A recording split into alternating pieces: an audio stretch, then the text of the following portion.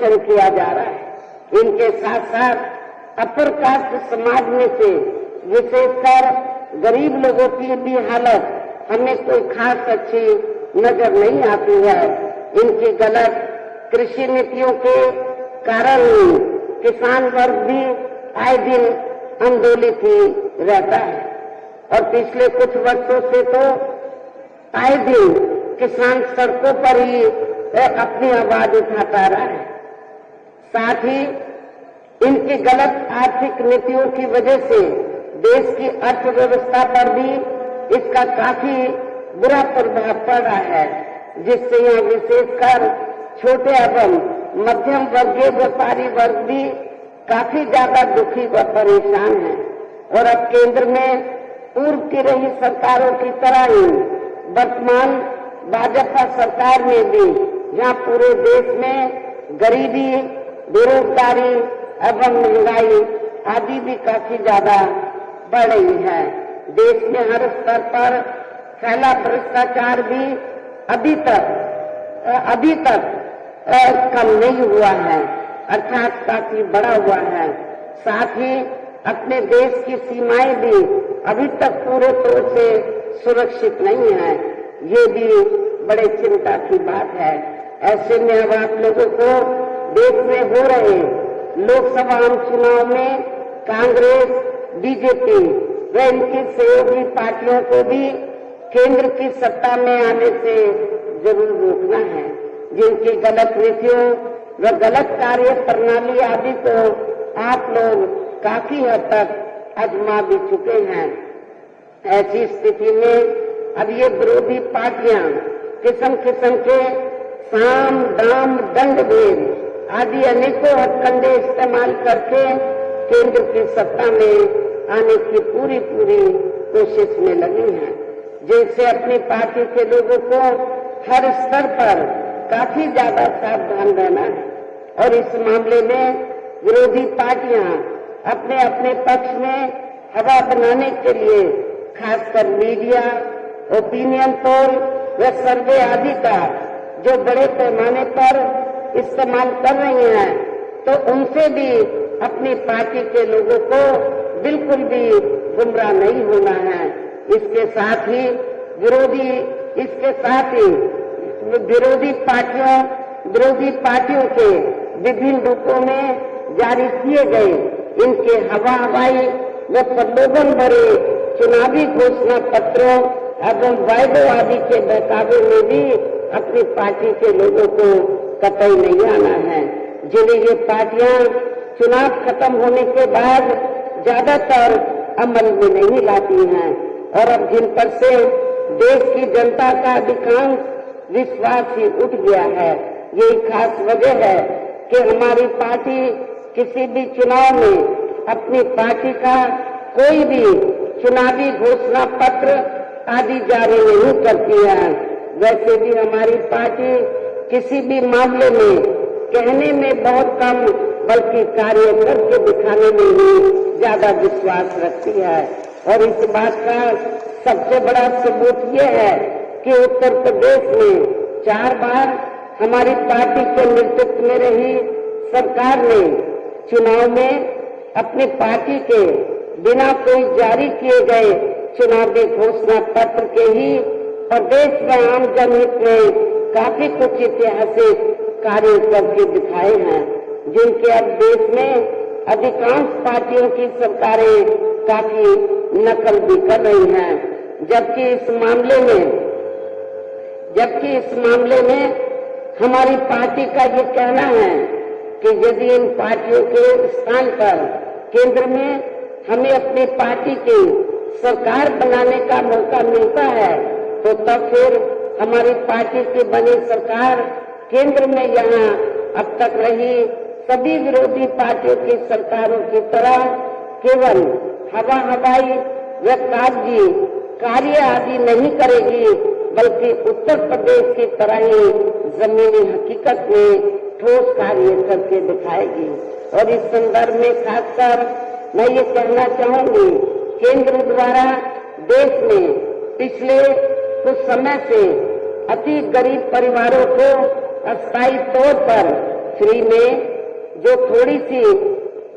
खाद्य सामग्री दी जा रही है वो ये स्थायी तौर पे नहीं है, अस्थायी तौर पर, तो उससे इनका स्थायी तौर पर बना होने वाला नहीं है। और इतना ही नहीं, आप लोगों को मालूम है कि ऐसा करके तो भारतीय जनता पार्टी के लोग और आरएसएस के लोग, मुझे ये मालूम हुआ है, वो गांव-गांव में जाकर लोगों को यही कहते हैं, देखो बीजेपी की सरकार ने आपको फ्री में आपको खाद्य सामग्री दी है, आपको आटा दाल नमक दिया है, तो आपको नमक जरूर हलाल करना है और बीजेपी को वोट देना है। इस किस्म की बात करके तो जो गरीब लोग हैं उनको भड़काया जाता है, उनको गुमराह किया जाता है। जबकि गरीब लोगों को ये मालूम होना चाहिए कि जो कुछ वो दे रहे हैं तो वो आपके टैक्स के जरिए ही जो सरकार के पास पैसा जाता है उसी से ही दे रहे हैं, तो उससे सरकार का ये कहना कोई एहसान नहीं है गरीब लोगों के लिए कि वो उनको नमक दाल और राशन दे रहे हैं। ये आपका ही है, आपके टैक्स से ही ये सारा कुछ आपको दिया जा रहा है, लेकिन आप लोगों को इसके लिए गुमराह किया जाता है। लेकिन इससे जो थोड़ी घनी खाद्य सामग्री आपको दी जाती है तो इससे आपका स्थायी तौर पर भला होने वाला नहीं है। और वैसे भी इनकी ये जटिल समस्या देश में हर हाथ को काम देने से ही केवल दूर हो सकती है, जिसकी तरफ हमारी पार्टी की बनी सरकार विशेष ध्यान देगी। साथ ही देश में पिछले कुछ वर्षों से आए दिन बढ़ रही गरीबी, बेरोजगारी व महंगाई आदि से भी जनता बहुत ज्यादा दुखी व परेशान है, जिसे भी आर्थिक नीतियों में, जिसे भी देश की आर्थिक नीतियों में तब्दीली करके जरूर दूर किया जाएगा। धर्म की भी आड़ में पिछले कुछ वर्षों से, खासतौर से हिंदुत्व की आड़ में पिछले कुछ वर्षों से खासकर मुस्लिम समाज के लोगों का द्वेष की भावना से जो इनका काफी ज्यादा शोषण व उत्पीड़न आदि किया जा रहा है, तो इसे भी जरूर रोका जाएगा। हमारी सरकार द्वारा इसे जरूर रोका जाएगा। ये सब हमने अपनी यूपी की रही सरकार में करके भी दिखाया है। इसके अलावा हमने यूपी में सर्व समाज में से गरीब एवं बेरोजगार लोगों को बेरोजगारी भत्ता आदि न देकर उन्हें बड़ी तादाद में रोटी रोजी के साधन भी उपलब्ध कराए हैं। जो अब ये कार्य भी अधिकांश ठंडे ही पड़े हैं, जिनको फिर सरकार बनने पर प्राथमिकता दी जाएगी। कहने का तात्पर्य ये है कि देश में इस समय हो रहे लोकसभा आम चुनाव में विरोधी पार्टियों के जारी किए गए उनके हवाई व प्रलोभन भरे चुनावी घोषणा पत्रों आदि के बहकावे में अब यहाँ खासकर देश के अति गरीबों, मजदूरों, बेरोजगारों एवं अन्य जरूरतमंद लोगों को बिल्कुल भी नहीं आना है। और अब इन्हें ऐसी सभी विरोधी पार्टियों को हर हालत में, ऐसी सभी विरोधी पार्टियों को हर हालत में केंद्र की सत्ता में आने से जरूर रोकना है, जिनकी कथनी व करनी में काफी अंतर रहा है तथा जिन्हें ये लोग बरसों से काफी आजमा भी चुके हैं। ऐसे में अब मेरा यही कहना है कि आप लोगों को अपने खुद के व अपने प्रदेश एवं देश के भी हित में अपने वोटों को यहाँ कांग्रेस, बीजेपी व अन्य विरोधी पार्टियों को न देकर केवल अपनी एकमात्र हितैषी पार्टी बहुजन समाज पार्टी को ही देना। जो ये पार्टी उत्तर प्रदेश की तरह ही केंद्र में भी अपनी पार्टी की सरकार बनने पर फिर पूरे देश में यह अपनी पार्टी की सर्वजन हिताय व सर्वजन सुखाय की नीतियों पर आधारित सरकार चलाएगी। इसके साथ साथ केंद्र से जुड़ी आपके क्षेत्र की जो भी यहाँ स्थानीय समस्याएं होंगी तो उन्हें भी फिर दूर करने का हर संभव पूरा प्रयास किया जाएगा। साथ ही यहाँ गरीबों, मजदूरों, बेरोजगारों, कर्मचारियों, किसानों, छोटे व्यापारियों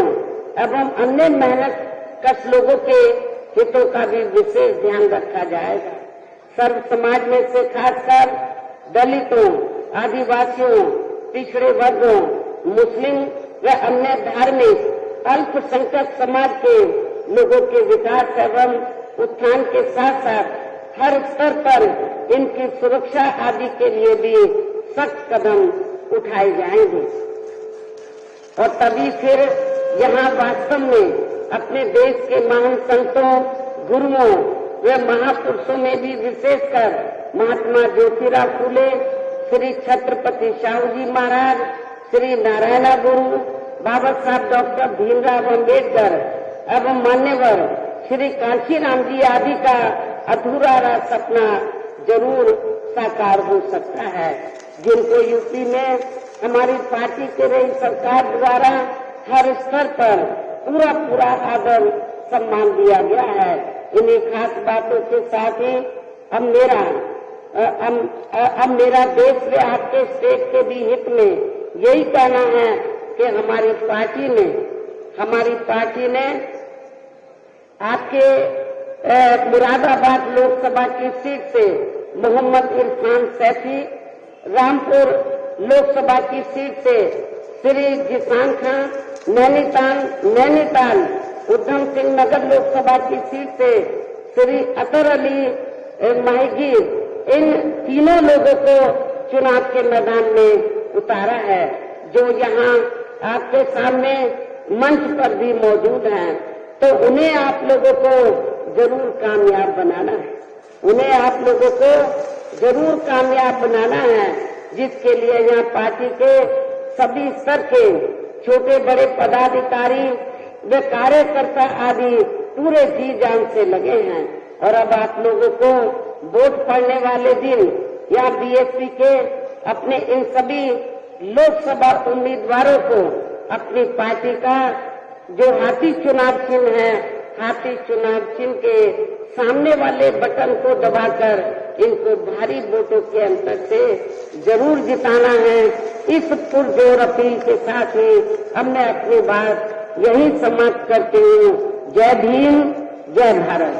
बहुजन समाज पार्टी जिंदाबाद, बहुजन पार्टी जिंदाबाद, बहुजन समाज पार्टी जिंदाबाद। करो